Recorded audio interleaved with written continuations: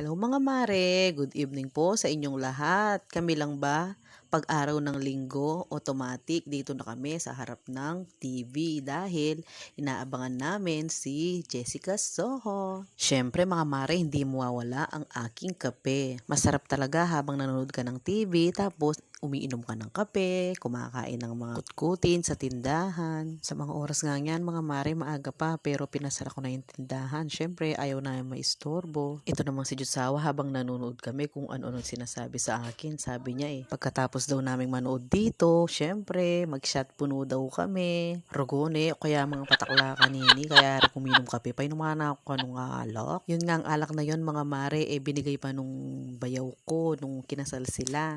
Share ko lang mga mare, kaming mag-asawa, hindi naman talaga kami totaling perpekto Alam mo naman, minsan nag-aaway din kami. Char, gaano kadalas ang minsan?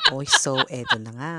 Shot puno, pampatulog lang daw, wedding char. Sa mga oras nga yan, mga mare, nag-away na naman kami. OG ba? Sabi ko na sa inyo, hindi kami magkasundo pero walang iwanan. Siya, hanggang dito na lang. Thank you for watching. Bye-bye!